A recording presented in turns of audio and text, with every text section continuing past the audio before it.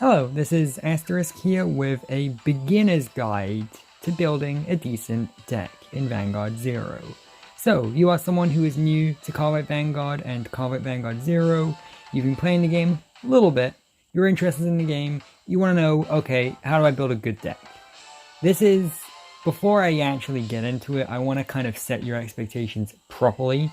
This isn't going to be me just giving you a list of meta cards for you to get, right? This isn't going to be me just going, here's the deck I use, and it's the best deck in the world, and if you just copy what I do, then you'll win. No, it's not that. It's a more basic, kind of more sort of vague tutorial, I guess, with more broad tips to kind of get you in the right sort of mindset to know what you're doing.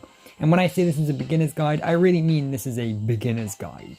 So hopefully this should be a fairly clear and easy to follow guide, even if you're someone who's very, very new. So this is going to be sort of just like some simple, easy to follow, good tips to kind of get you in the right sort of mindset. And this is the stuff I've been doing personally too.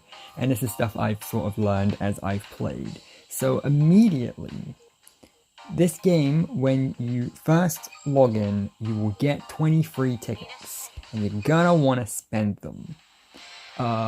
There's no real reason to put off spending those first 20 tickets. I do currently have some tickets on me right now, but those ones I've spent since then. You're gonna want to spend those first 20 tickets you get pretty much immediately if you want, because then you will actually have some cards to work with.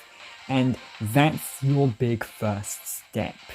See, I subscribe personally to the sort of philosophy of kind of building towards what you've got, I would say. So, for example, like, it's going to be easier to build a deck if you already own some of the good cards in there. Now, there is a thing called re-rolling, and I'm not going to get too in-depth with it because, one, it's a technique I don't like using myself, and it's one that every other Vanguard YouTuber has already gone through.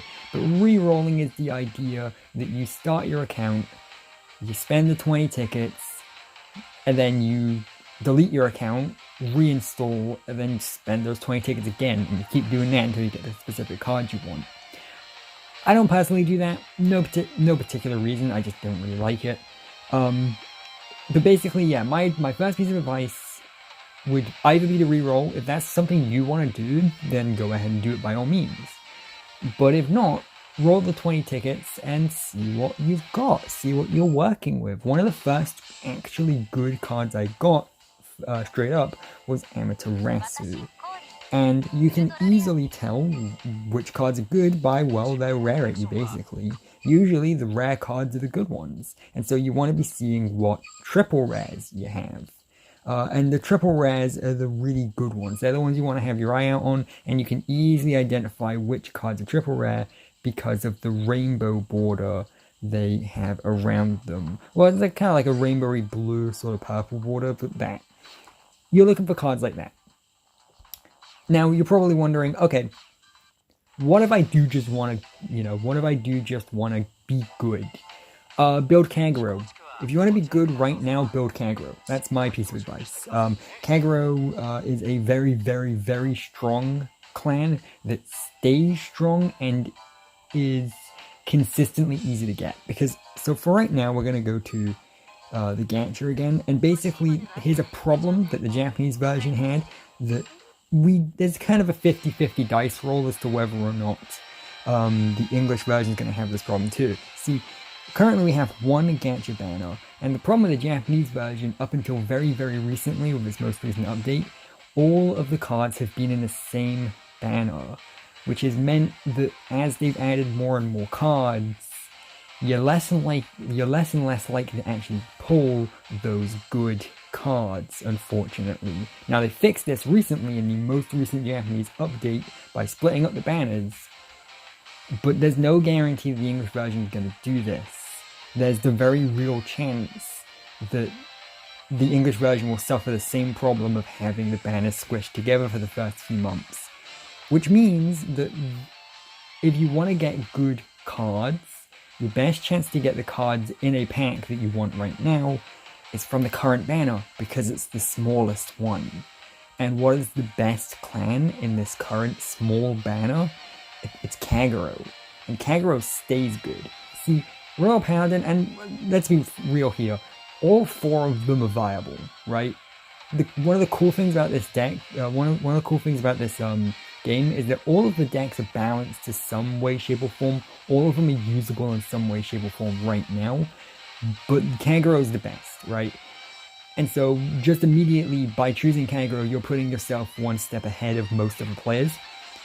Royal Paladin is good. He gets better as time progresses and more support gets added in future updates. So if you want to build him too. Whereas the other 2, not so much. If you're on a budget, Nova Grappler is the way to go.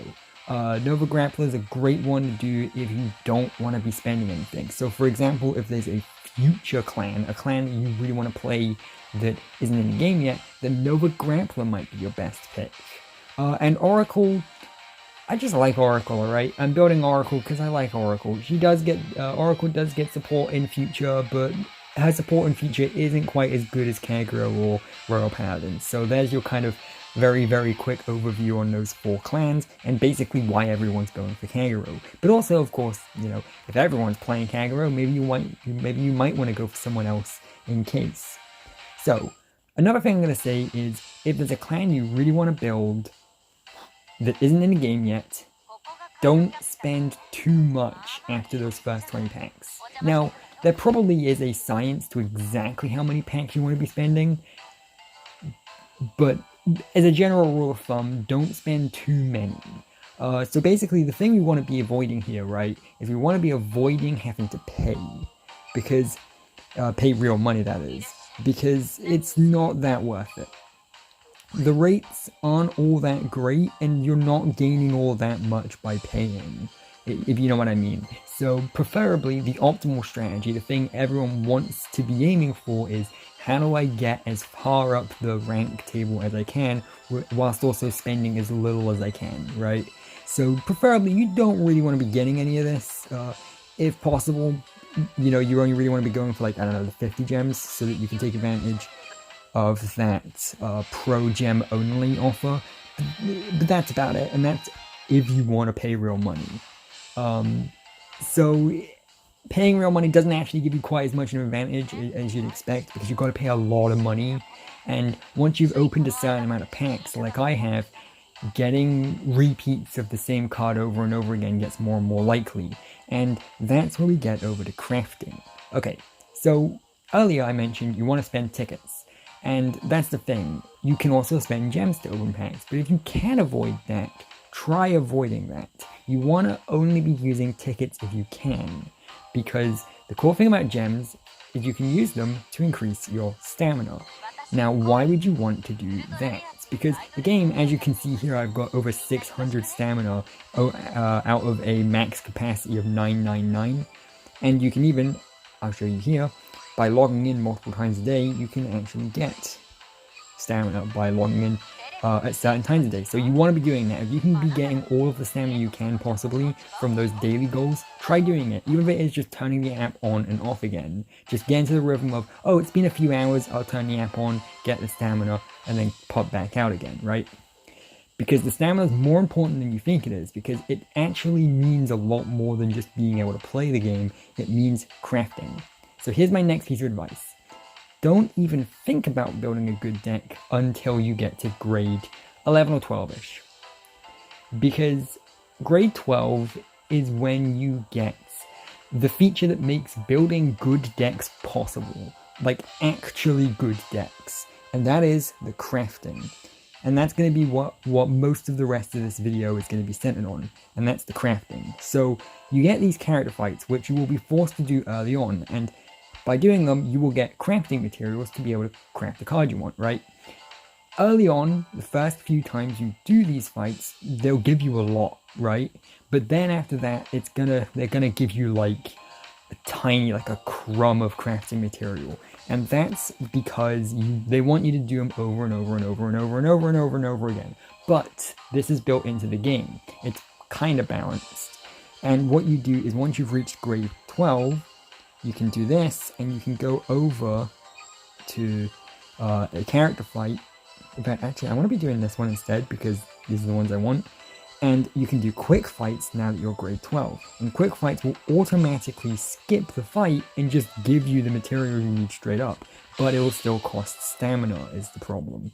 So if you can see here, I'm going to be doing this and just quickly skipping and seeing all the materials I get.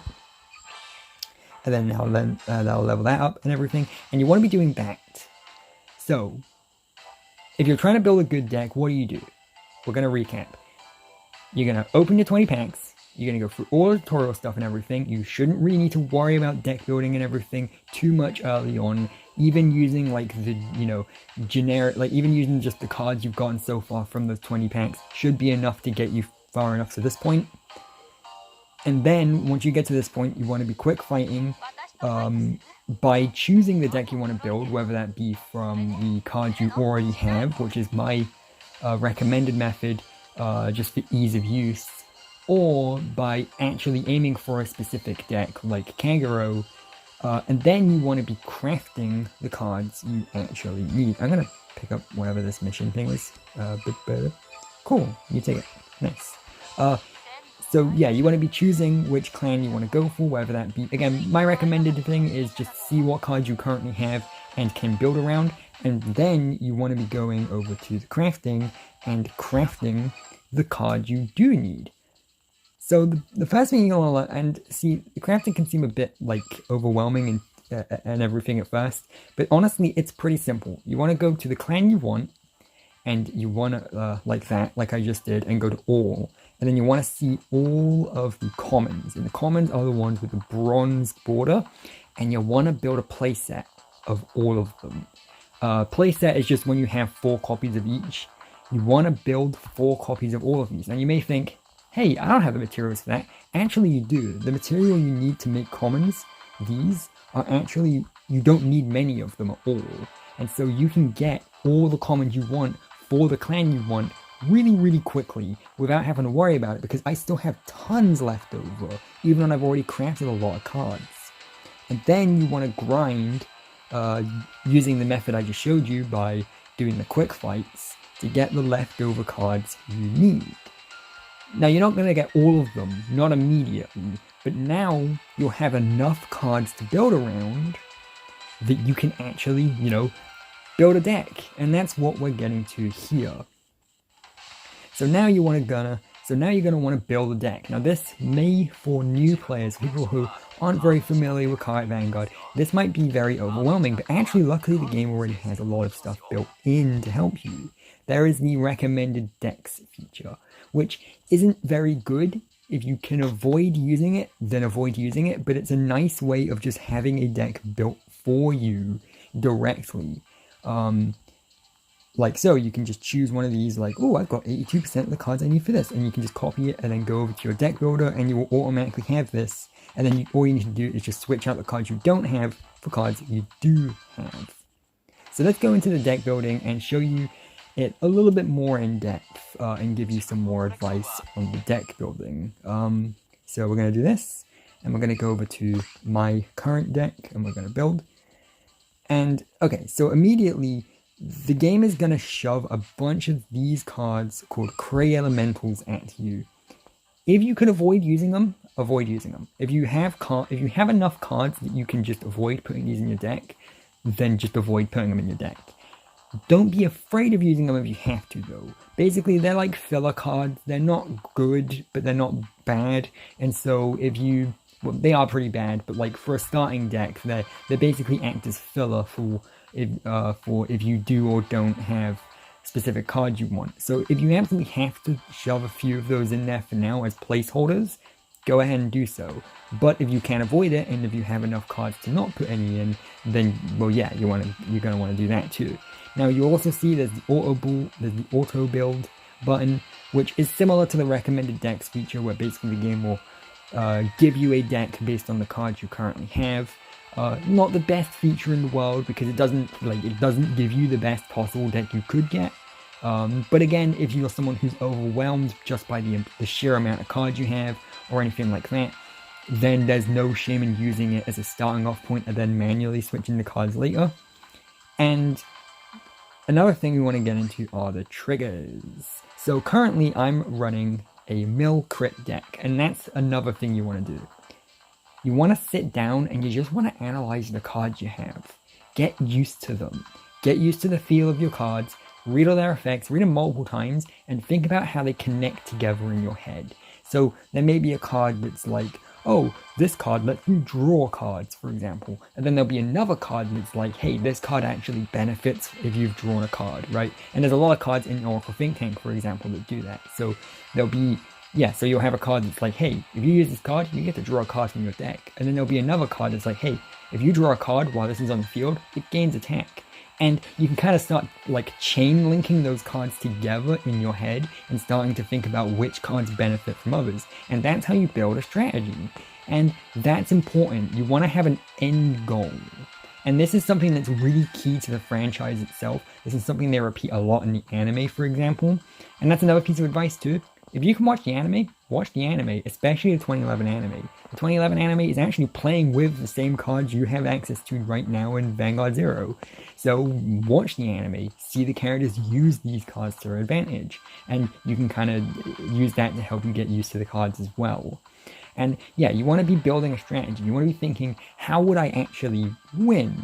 And that's why this deck is called Mill Crits, because milling a deck is when you draw and take cards out of your deck to kind of thin it down so there's as little as possible left. And then crits are, well, critical triggers, right? And so basically, I want to be drawing as much as possible, and I want to be critting as much as possible. That's my strategy. That's how I'm going to win. That's how I'm going to imagine my path to victory. And that's why I have 7 criticals and 4 draws, because the draw triggers help me mill, and the critical triggers help me crit. And that's another piece of advice that I'll get onto as well. If you don't know, like if you're really, really struggling, if you get to the point where you just have a lot of trouble with this game and you just don't know how to progress, whether that's the story mode or the ranked mode, use crits. Crits are very, very good, and they're very kind of broken. In fact, I feel like if they weren't such an integral part of the game, they probably would have been nerfed by now. Because crits are crits let you do an extra piece of damage, basically. And you should know that if you've already played through the tutorial. And basically, the idea is if you're really, really struggling, if you don't know what to do, then if you just shove all 9 crits in your deck, then you will eventually get them. And if you get too many crits in a row, they can't defend against that. It's a very janky strategy. It's not the best in the world because there's no guarantee you're going to get them all. But if there's, say, for example, a story mission you're really, really stuck on, that you just can't seem to progress on no matter what you do, the character in the story is just destroying you, crit them. And that's kind of the strategy behind this deck too, is not only am I critting, but I'm drawing as many cards as possible so that I can make sure I actually get those crits, basically. And that's the plan. And also, Amaterasu over here, my triple rare, the card I'm actually building the deck around, is a card that actually allows me to check whether or not the card on top of my deck is a crit. So there's that too, right? And currently, and that's another thing, I've only got 1 Amaterasu. Don't be afraid to work with just the cards you have. If you only have 1 copy of a card, use it anyway, right?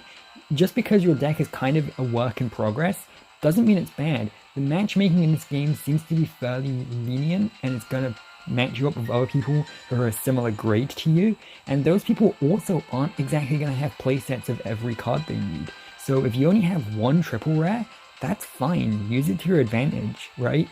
And even just 1 copy of a card can take you a very long way. So that's my advice there too, right? Again, you have a triple rare if you're going to run a deck. Do not run Oracle Think Tank if you do not have any Oracle Think Tank triple rares at all. So if you're just really dead set on building Oracle Think Tank, then just keep going until you get that triple rare. Maybe you can craft it, maybe you can pull it. But again, the more packs you get, the more diminishing returns you'll get, because triple rares are, as they say, they're very rare. You're not going to get them very often. You're only going to get a handful of good cards in those first 20 packs you get. So you're really going to want to analyze the 20 packs you get at the beginning to see what it is you want to do going forward, right? And that should be more or less everything. Basically, that's how you build a good deck.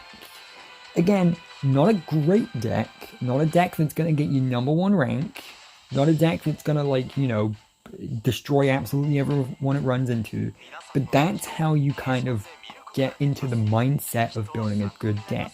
Hopefully this video has helped a handful of people who still are kind of having a bit of trouble with the game and not really knowing how to build a good deck. Hopefully this is getting you into this kind of pattern. So once again, to reiterate, open your first 20 packs, log in every day to get that stamina, and use that stamina if you need to craft, and even use gems on the stamina to craft if you need to, because it uses up a lot of stamina to get crafting materials.